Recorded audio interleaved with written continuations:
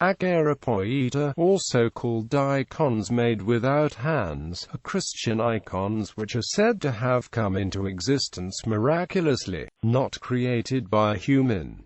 Invariably, these are images of Jesus of the Virgin Mary. The most notable examples that are credited by tradition among the faithful are, in the Eastern Church, the Image of Edessa, a Mandylion, and the Hodegetria, and several Russian icons, and in the West the Shroud of Turin, Veil of Veronica, Our Lady of Guadalupe, and Manoppello Image. The term is also used of icons that are only regarded as normal human copies of a miraculously created original archetype.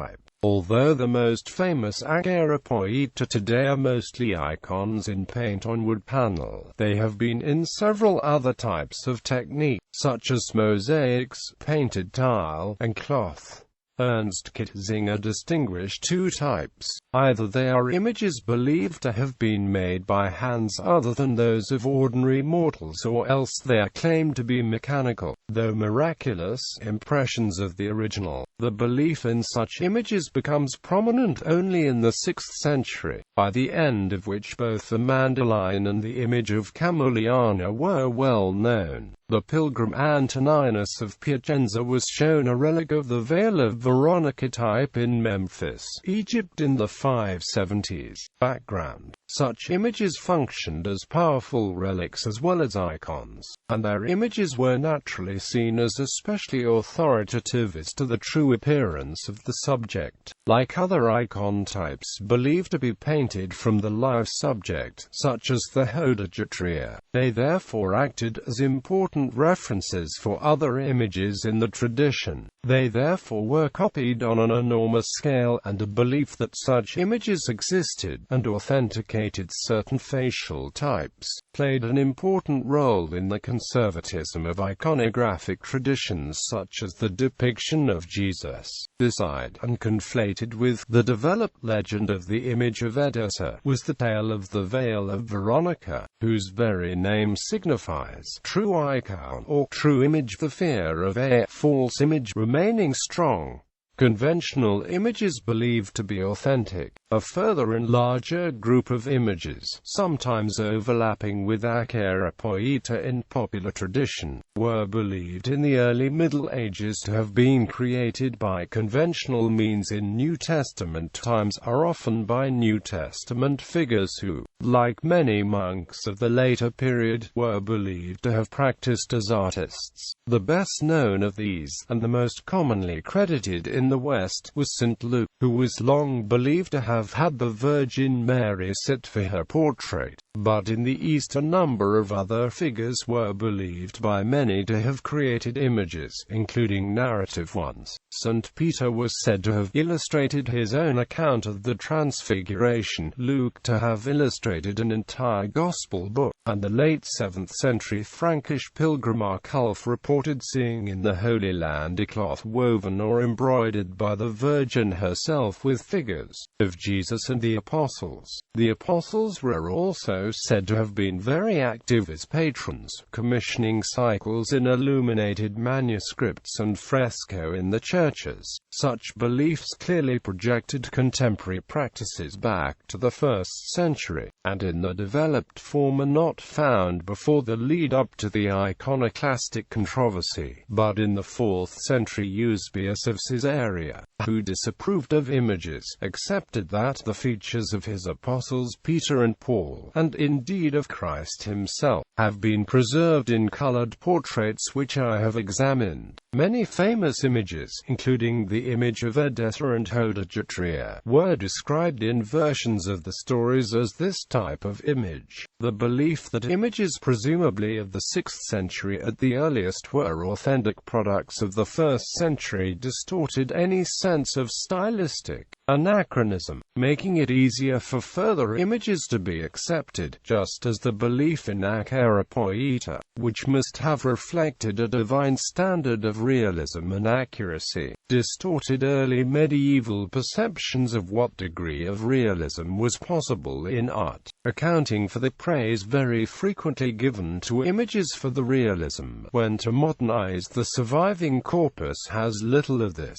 The standard depictions of both the features of the leading New Testament figures, and the iconography of key narrative scenes, seem to have their authenticity confirmed by images believed to have been created either by direct witnesses of those able to hear the accounts, if witnesses, or alternatively God himself or his angels. Acheiropoieta of 836.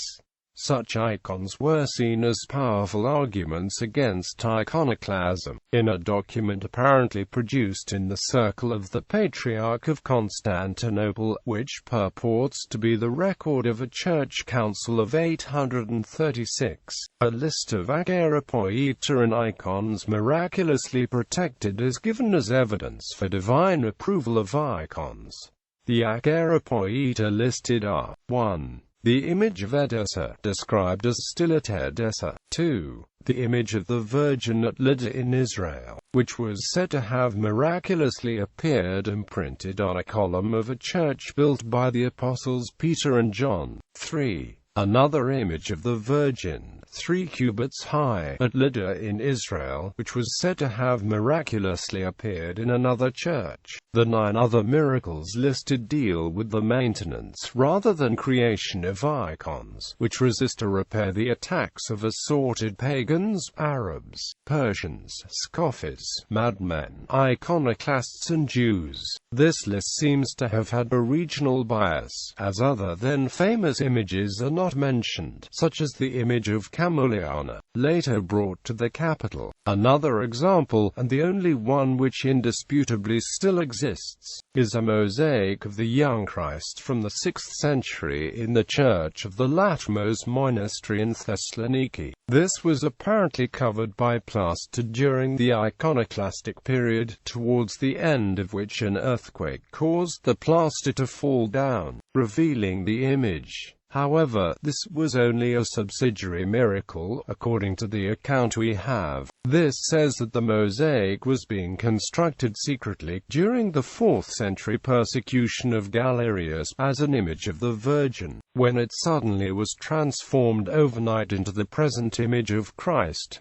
Notable examples. A number of other images from the Western Church are covered at Holy Face of Jesus. Image of Edessa. According to Christian legend, the image of Edessa was a holy relic consisting of a square or rectangle of cloth upon which a miraculous image of the face of Jesus was imprinted. The first icon. According to the legend, King Abgar of Edessa wrote to Jesus, asking him to come cure him of an illness. Abgar received an answering letter from Jesus, declining the invitation, but promising a future visit by one of his disciples. Along with the letter went a likeness of Jesus.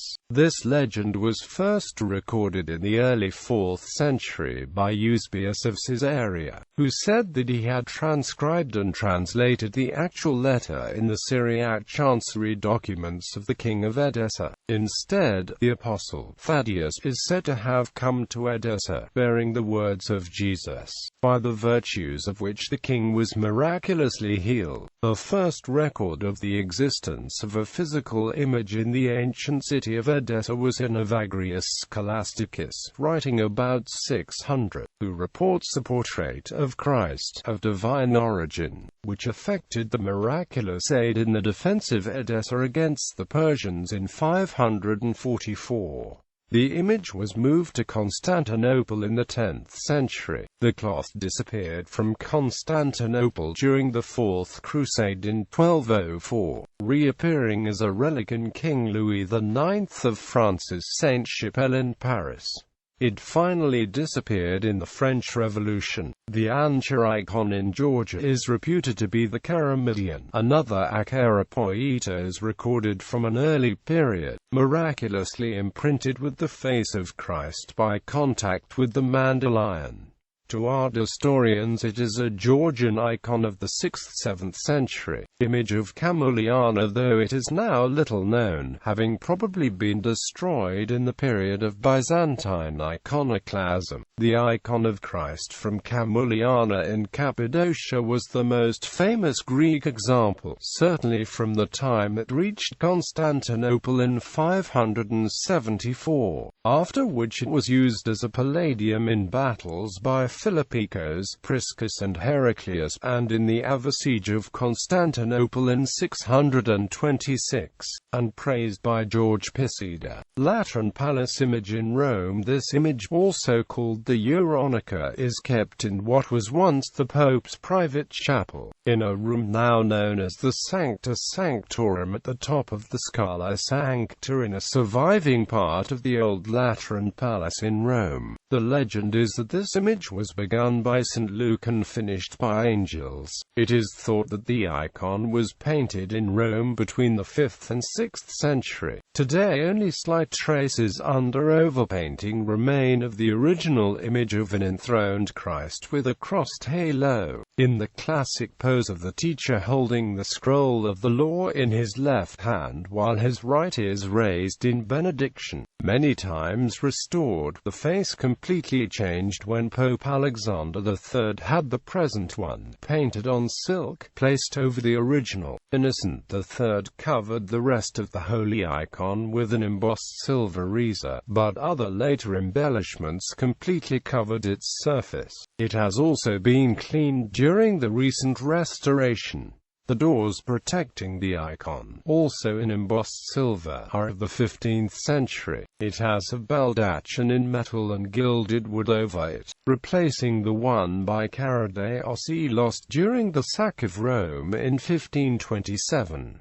The image itself was last inspected by the Jesuit art historian J. WorldCat in 1907. As early as the reign of Pope Sergius I, there are records of the image being carried in annual procession at certain feasts, and Stephen II carried the image on his shoulders in a procession to counter a threat from the Lombards. By the 9th century its elaborate procession had become a focus of the Feast of the Assumption. In the Middle Ages the Pope and the 7 cardinal bishops would celebrate masses in the small sanctuary where it was housed, and at times would kiss its feet. Although no longer a specific liturgical object, some Romans still venerate this icon, considering it a last hope in disasters and memorable events in the capital, a veneration which can be compared with it for the other ancient icon of the Madonna, Salus Populi Romani, in St. Mary Major, again in Rome. The former icon used to be taken across Rome annually in procession to meet the latter on the Feast of the Assumption. The Veil of Veronica, Veronica's veil, known in Italian as the Volto Santo, a holy face, is a legendary relic. The legend is of medieval origin, and only a feature of the Western Church. Its connection with any single surviving physical image is slighter still, though a number of images have been associated with it, several probably always meant to be received as copies. The image in the Vatican has a certain priority, if only because of the prestige of the papacy. The nuns of San Silvestro in Capiti in Rome were forbidden to exhibit the rival image in 1517 to avoid competition with the Vatican. Veronica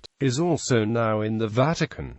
Like the Genoa image, it is painted on panel, and therefore is likely to have always been intended to be a copy. The legend says that Veronica from Jerusalem encountered Jesus along the Via Dolorosa on the way to Calvary. When she paused to wipe the sweat off his face with her veil, his image was imprinted on the cloth. The event is commemorated by one of the Stations of the Cross. According to legend, Veronica later traveled to Rome to present the cloth to the Roman Emperor Tiberius. Legend has it that it has miraculous properties, being able to quench thirst, restore sight, and sometimes even raise the dead. Recent studies trace the association of the name with the image to the translation of Eastern relics to the West at the time of the Crusades. Man Manoppello Image in 1999. German Jesuit Father Henrik Pfeiffer, professor of art history at the Pontifical Gregorian University, announced at a press conference in Rome that he had found the veil in a church of the Capuchin monastery in the small village of Manoppello, Italy, where it had been in the custody of the Capuchin friars since 1660. The image, known as the Manoppello image, is attested to by Father Donato da Bomba in his Relatione Historica research tracing back to 1640.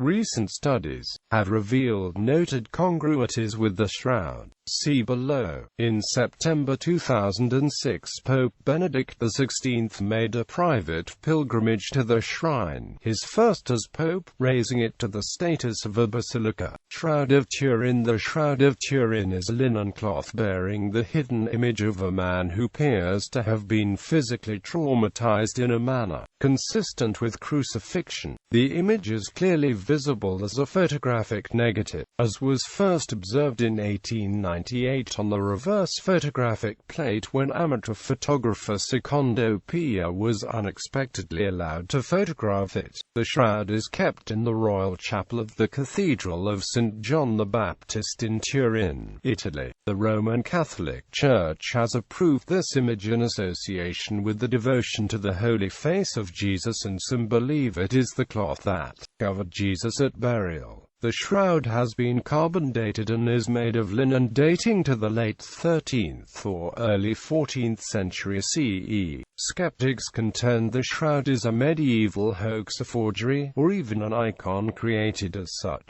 It is the subject of intense debate among some scientists, believers, historians, and writers regarding where, when, and how the shroud and its images were created. Virgin of Guadalupe. This full-length image of the Virgin is said to have miraculously been created at the unusually late date of 1531 in Mexico, where it continues to enjoy an enormous reputation. In 1929 and 1951, photographers found a figure reflected in the Virgin's eyes. Upon inspection, they said that the reflection was tripled in what is called the Perkinea effect, commonly found in human eyes. An ophthalmologist, Jose Tonsman, later enlarged an image of the Virgin's eyes by 2500x and claimed to have found not only the aforementioned single figure, but images of all the witnesses present when the tilma was first revealed before Zumarraga in 1531, plus a small family group of mother, father, and a group of children in the center of the Virgin's eyes. 14 people in all. In 1979, Philip Callahan, specializing in infrared imaging, was allowed direct access to visually inspect and photograph the image. He took numerous infrared photographs of the front of the tilma, taking notes that were later published. His assistant noted that the original artwork was neither cracked nor flaked, while later editions showed serious signs of wear, if not complete deterioration. Callahan could not explain the excellent state of preservation of the unretouched areas of the image on the tilma, particularly the upper two-thirds of the image. His findings, with photographs, were published in 1981. Lord of Miracles of Buga. This is a tri-dimensional image of Jesus Christ crucified that comes from the 16th century, and it is attributed to a miraculous event occurred to an Aborigine woman of the South American Andean region, who worked washing clothes for wealthy families of the city of Buga. The image was not made by human hands but appeared in between the year 1550 and 1562. A native Aborigine of the region, a humble woman that used to work washing laundry in the shores of the Guadalajara River in the Mid-Caucasus Valley on western Colombia. The Christ apparently appeared of relatively very small size but grew up miraculously along about a year after it was found. At present the Christ, that is an extremely famous relic not only in the region or in Colombia but in all the Andes, producing dozens of miracles every year. many of which are certified as genuine miracles by physicians. The Lord of Miracles of Guadalajara of Buga has at present the size of an adult man and with a look that resembles a lot the depictions of Christ. For the Holy Mandylion and Cheromion, brown reddish long curled hair and beard, and olive-color skin, with all the injuries and scares of the Passion that are described in the Gospels. On October 5 of 2006, a team of specialists, using 4 different complementary technologies, X-rays, ultraviolet rays, pigment and stratigraphic analysis of the image, certifying its incredible well-preserved condition after centuries of history. Official celebration in the religious Catholic calendar, September 14th. Our Lady of the Pillar according to ancient Spanish tradition, on the 12th of October 40 AD, in the early days of Christianity, James the Greater, one of the original 12 apostles of Jesus Christ, was preaching the gospel in what was then the pagan land of Caesarea Augusta, in the Roman province of Hispania. He was disheartened with his mission, having made only a few converts, while he was praying by the banks of the Ebro River with some of his disciples. Mary miraculously appeared before him atop a pillar accompanied by angels. Mary assured James that the people would eventually be converted and the faith would be as strong as the pillar she was standing on. She gave him the pillar as a symbol and a wooden image of herself. James was also instructed to build a chapel on the spot where she left the pillar. It is generally believed that Mary would have appeared to James through bilocation, as she was still living either in Ephesus or Jerusalem at the time of this event. She is believed to have died 3 to 15 years after Jesus' death. After establishing the church, James returned to Jerusalem with some of his disciples, where he became a martyr, beheaded in 44 AD under Herod Agrippa. His disciples allegedly returned his body to Spain. Bibliography: Beckwith, John. Early Christian and Byzantine Art. Penguin History of Art. 2nd ed. 1979. ISBN 0140560335. Di Lazzaro, P. Proceedings of the International Workshop on the Scientific Approach to the Acheiropoieta's Images, ISNI, 2010, ISBN 978888286-2329. Brenda M. Bolton advertised the message images in Rome at the turn of the 12th century in Diana Wood, The Church and the Arts, Oxford. Blackwell, 1992, pp. 117–130. Cormac, Robin, Writing in Gold, Byzantine Society and its Icons. London, George Philip, 1985. ISBN 0540010855. Ernst von Dobschatz, Christusbilder and Untersuchung zur Christlichen Legend, Auric, edit. Leipzig, J. C. Hinrichs SCHE Buchhandlung, 1899. New edit. Kessinger Publishing's Legacy Reprints 2009. ISBN 1-12017642-5. Emmerich, Judson J. The Tempietto del Clitonio Spoleto, 1998, Penn State Press, ISBN 02710445009 9780271044507. Google Books. Grigg, Robert. Byzantine Credulity as an Impediment to Antiquarianism. Chester, Volume 26, Number 1, pp. 3–9. The University of Chicago Press on behalf of the International Center of Medieval Art, JSDOR. Kitzinger, Ernst. The Cult of Images in the Age Before Iconoclasm. Dumbarton Oaks Papers, Volume 8 pp. 83–150. Dumbarton Oaks, Trustees for Harvard University, JSDOR.